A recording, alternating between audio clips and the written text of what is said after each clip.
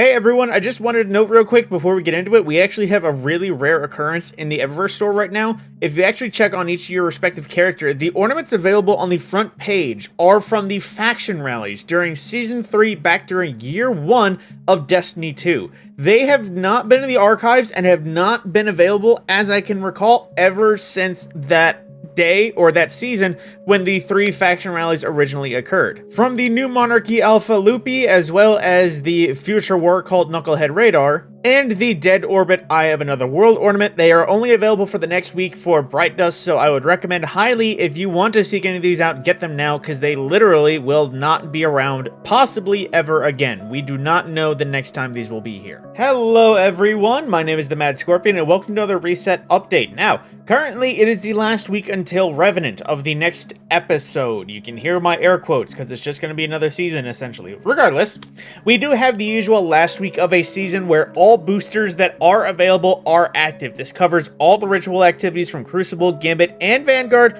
all rep boosters. However, it does not seem like we do have a reward booster right now, and I doubt we'll have a trials booster, as I'm fairly certain off of memory that it was just last week that we had a trials booster. That being said though, it is time to get into the reset at large. The current nightfall for farming is actually one of the easier ones to do if you have experience in Grandmasters, and that is the Devil's Lair. For the uninitiated, there will be a lot of ads, and there will be some sections that you have to go through slowly and carefully if you are not used to the spawns or what you will be fighting. Aside from that, it is quite easy to get through it once you have the hang of it. The weapon available is currently the Solar Compound Bow, the Prey Astyonics 4. One that definitely has some spicy enough rolls I would say is worth getting if you are a fan of bows, although per the usual, it is a bow. I know not everyone likes it. Although, again, if you are a fan of bows, I would say it is worth getting. It is a part of my alternate loadout for my Warlock when I am not able to use Hierarchy of Needs. The subsequent replacement, if I need a legendary bow, is that bow.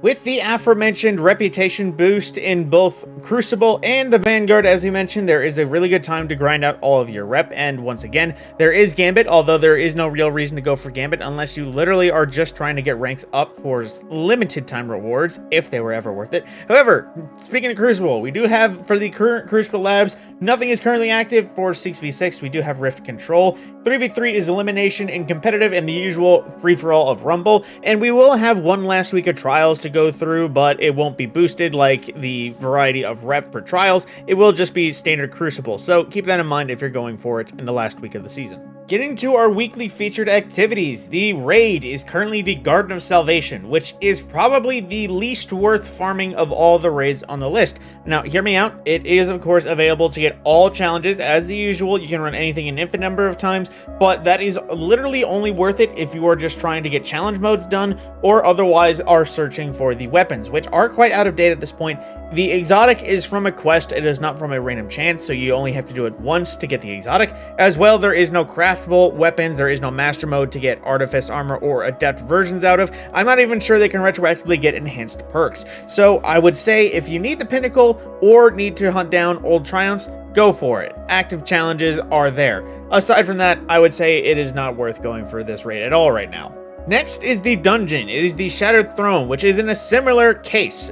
Although there is no craftable weapons you can earn, it was recently refreshed in its loot pool in terms of its weapons, but again, the enemies are still basic as all the way back to year 2 health values.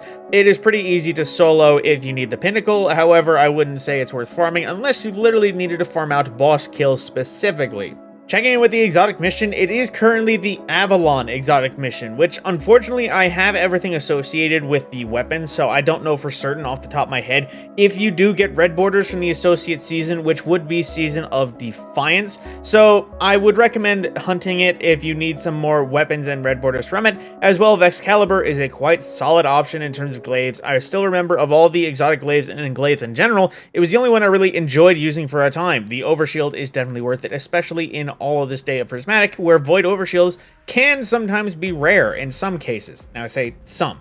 Keeping with our weekly featured, of course, Garden of Salvation be the weekly featured raid. That means all challenge modes are active there once again. But moving into the rest single challenges, Salvation's Edge is currently coordinated efforts, which once again, I still don't know what that means or which encounter it goes to. I am just relaying the information for you.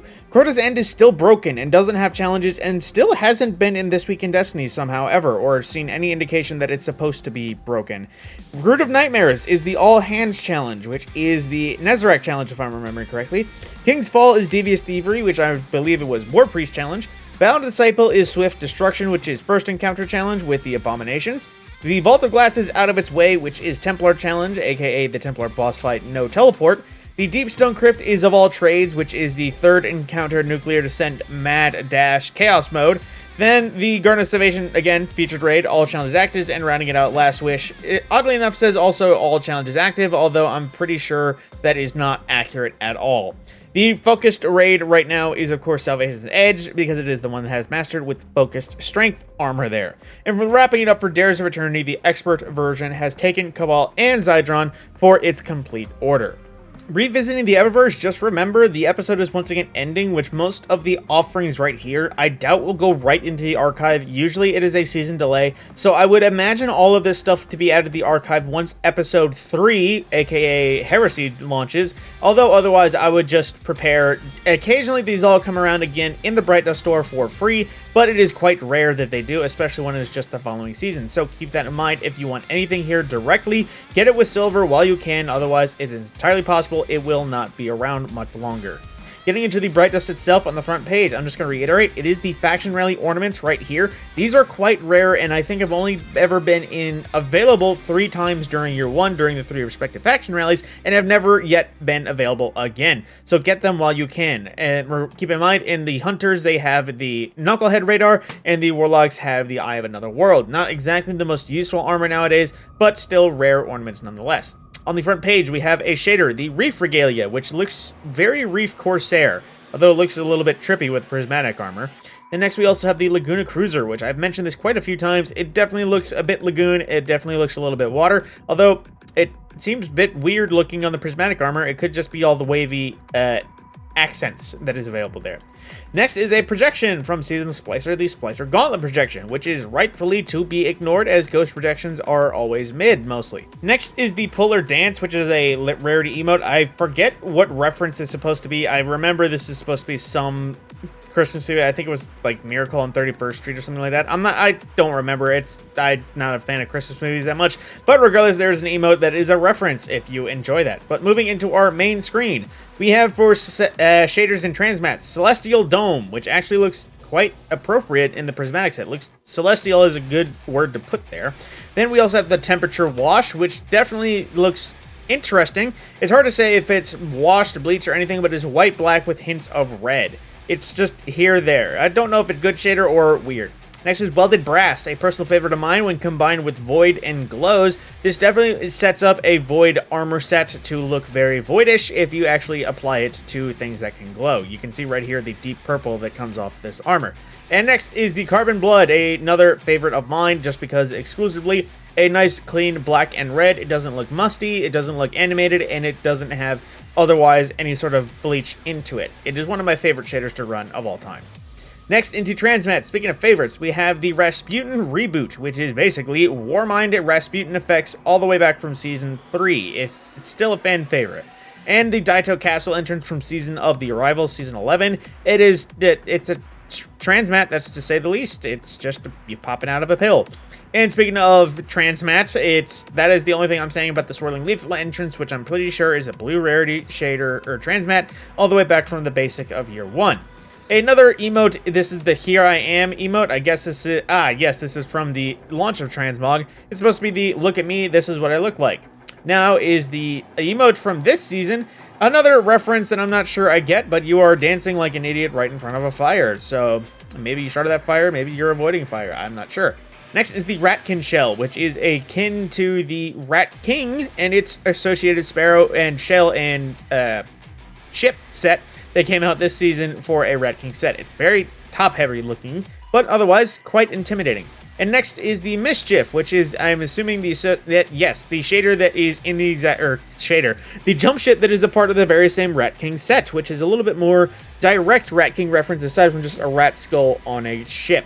And lastly is the Messenger 9, a Sparrow that went with the Xur set that was launched in a very similar way, I believe during Act 2 of this season, which, again, Bright Dust is available currently, not sure when it'll ever be back, if it is ever back, so keep track of it. And lastly, the One Shot, a weapon ornament that came for Still Hunt this season. It is basically the Solar 3.0 armor set version of the Still Hunt Exotic Sniper. Not sure I like it better than the base, because Still Hunt just looks really cool and thematic already.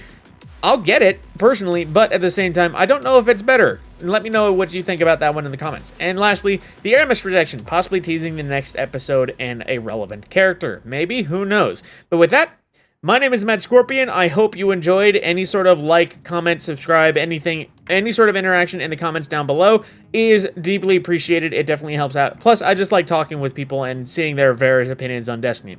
But with that, I will see you in the next video.